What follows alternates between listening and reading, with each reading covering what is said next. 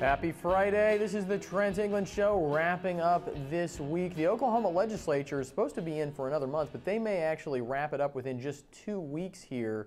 And when they do that, we're going to shift the show. You know, this always happens because we follow the Oklahoma legislature quite closely here on the show and talk about a lot of things that are important going on: criminal justice reform, labor reform. We're going to talk about labor reforms today, continuing our conversation with Jamie Lund from yesterday and talking a little bit more specifically about Oklahoma and what you and I need to do to level the playing field in Oklahoma when it comes to some of these union political organizations. We're going to get to that in just a moment. But as the legislature wraps up, they may wrap up within just a couple of weeks. They're talking about that actively and trying to hustle and get the work done. And, you know, we should note, too, by the way, I've had a couple of people have told me, well, why, that's crazy. Why should they do that? There's lots of things to do.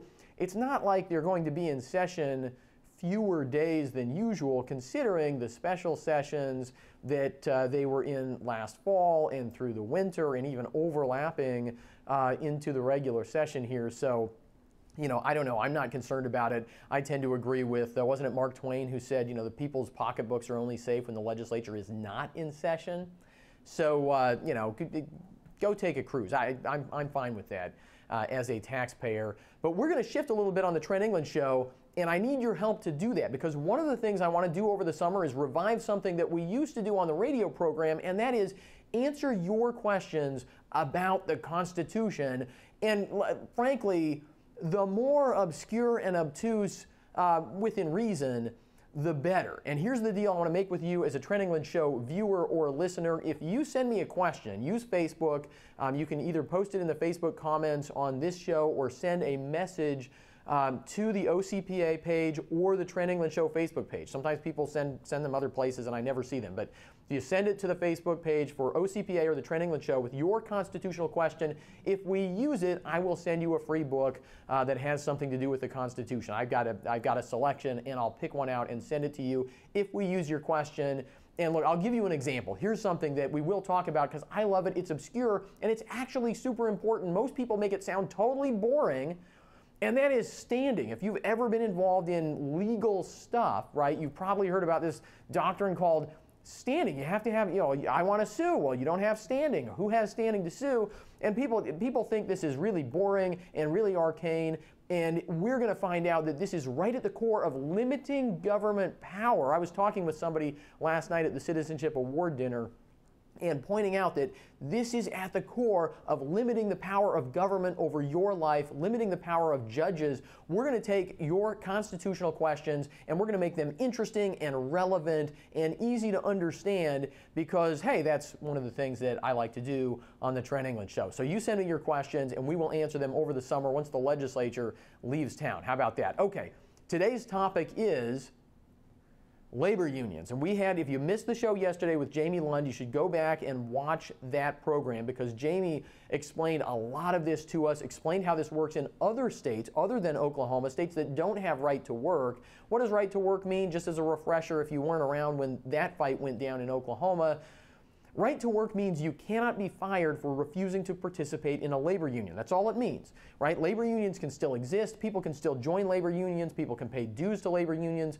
but nobody can fire you if you say, I'm not paying dues, I'm not paying fees, I'm not participating in that labor union. But the unions then turn around. In states like Oklahoma, they turn around and say something that is true but misleading. Here's what they say. They say, we have all these free riders.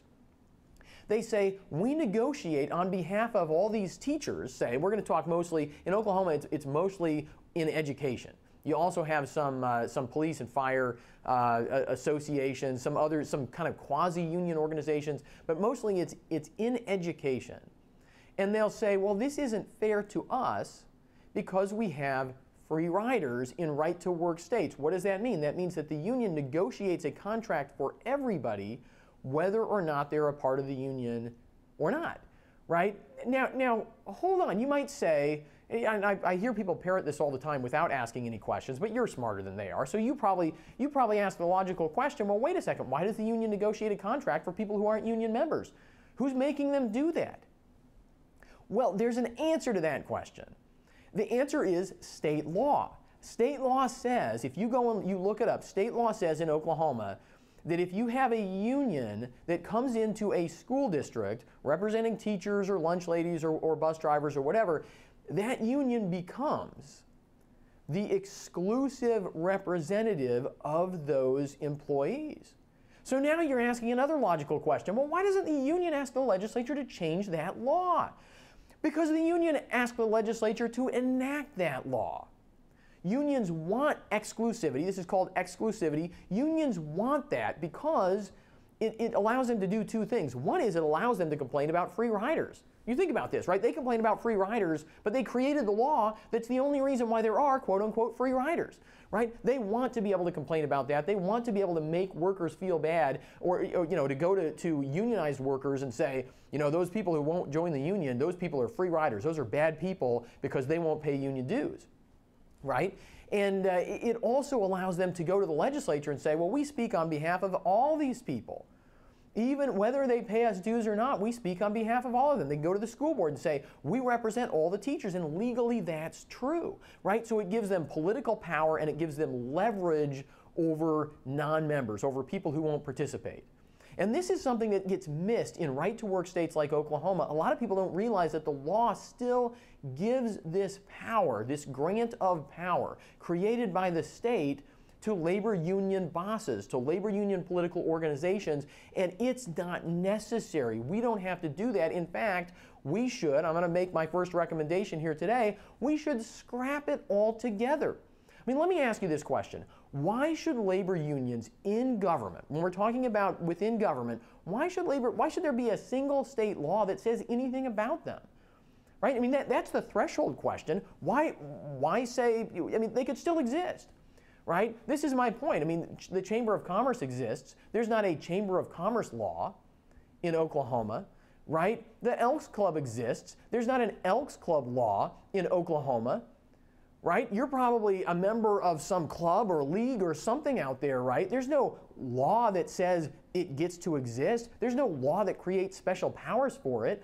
Why should there be a law that creates special powers for a purely political organization? Because when we're talking about labor unions in government, it's purely political. Everything they do is political because everything about a government agency is ultimately political, right? We might not like it, but that's, short of tyranny, short of a monarchy or a tyranny where there is no politics, there is no debate, there is no discussion, there is no rule of the people, right? Short of that, it's all political.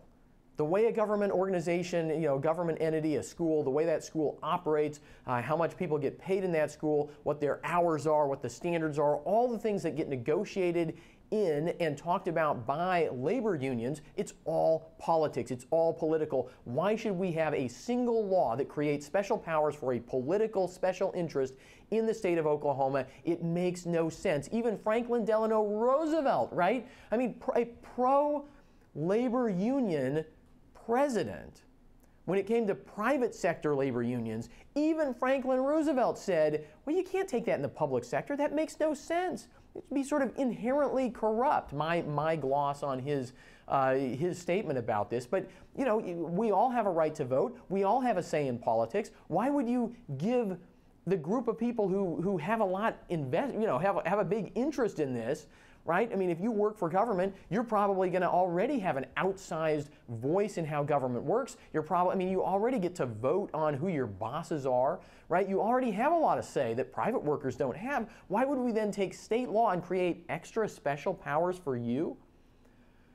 So look, this is the first recommendation. We should scrap union exclusivity altogether in Oklahoma. Let me give you two other things that we should definitely do, and both of these are moving in the legislature, and I appeal to you, if you agree with me, we need to let our state legislators know how important these reforms are. They are moving in the legislature right now. The question is, do they get done within the next 2 weeks before the legislature goes out of town? 2 or 3 or 4 or 5, but I think it's going to be 2 or 3 weeks that the Oklahoma legislature is still in session. One is recertification.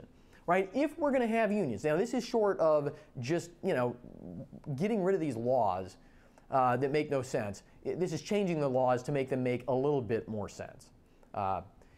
Recertification is something that they did in Wisconsin that says, look, a lot of these unions, they came in the 60s, in the 70s, in the 80s, right? They've been around. I mean, there are teachers working in school districts who were not born when their school district was unionized, right? Which means they have never had a say in whether to have a union or which union to have if they're going to have one, right?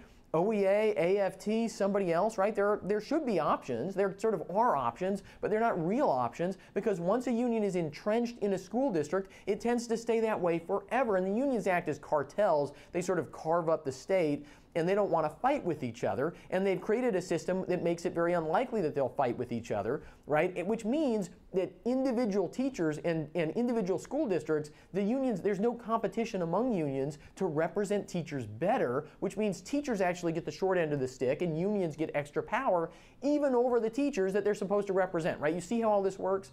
Recertification says that every so often, right? I think Wisconsin, it's every year. I think the law here in Oklahoma, the proposal, the legislation here in Oklahoma would be every 4 years. The members of that bargaining unit, that group of teachers, that group of lunch ladies, that group of whoever it is who the union claims to represent, they just get a ballot. They get to vote. Do I want to keep the union? Do I want to get rid of the union and potentially either have no union or change to a different union, right? And this would actually at least democratize this process a little bit. Get rid of this crazy entrenchment that we have, force the unions to compete for members and therefore to be a little more attentive to their members' interests. And of course, the unions are apoplectic about this. They think this is terrible. They say this is an anti-union plot. Well, it's only an anti-union plot if the unions are so irresponsive to their members' needs that they're going to lose those elections, right?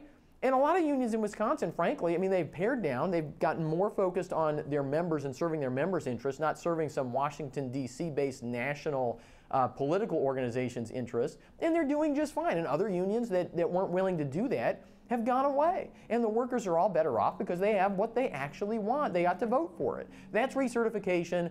That's one bill in the Oklahoma legislature right now. The other is a protection, a basic protection of workers' rights. Sometimes what unions do is they negotiate, they sit down with the school board, whom they oftentimes have given money to, and in some cases they're really directly responsible for getting the school board members elected. And the school board says, hey, union bosses, thanks for the money. What do you want us to do at this negotiating table where we're gonna be at loggerheads? Yeah, not, right? What do you want us to do, union bosses? And the union bosses say, one thing that you could really help us with is make it hard for people not to pay us dues. Make it hard for people who are in the union to drop out of the union. And you can find this in some of the union contracts. I've looked at some of the collective bargaining agreements right here in Oklahoma. You can find these provisions. Well, we'll make it so that a teacher can only stop their dues deduction if they go down to the payroll office, and it has to be in person during business hours, and they've got to have ID, and they have to have a specific form, and it has to be all filled out. And if anything's wrong, then you just keep taking money out of their paycheck every 2 weeks and just ignore the fact that that they don't want that to happen anymore. There is legislation, again, in the Oklahoma legislature right now that would say any written request submitted by email, submitted by mail, submitted in person, any written request to a school district HR office that says, hey, I don't want you taking union money out of my paycheck anymore. I want to get out of the union, which is supposedly the right that teachers have and everybody else in Oklahoma under our right-to-work law. We're actually going to protect workers' rights to that law that we already passed, almost 20 years ago now. This is the proposal that, this is basic common sense, basic workers' rights. Of course, the unions claim this is an anti-union plot. Every time they do that, doesn't that just expose the fact that they don't really care about the people they claim to represent? It's an anti-union plot if you protect worker rights. But that's what we hear. Every time you move any labor union reform that protects worker rights, this is what you hear. Those are two bills moving in the Oklahoma legislature right now. I'll post links to them in the comments after the show goes into archive mode, so you can find all the details about that legislation, and you can see exactly where they are in the process. And if you want to help push those along, if you want to contact your legislators and let them know, your House member, your senator, let them know how important these things are, You can do that. I encourage you to do that. Obviously, time is of the essence. This is the Trent England Show. Thanks for watching this week, this Friday. I hope you have a wonderful weekend. That's all I've got for you for the day, for the week. Remember to subscribe on iTunes, YouTube, Facebook, SoundCloud. The whole archive is up at ocpathink.org. Lots of information there. Our education data tool is at ocpathink.org. And watch over the next few days. I think you're going to see a big upgrade on the website. And let me know. Let me know. It's designed to make it easier for you to find the information that you need to be an informed, engaged Oklahoma citizen. I'm Trent England. Thanks so much for watching.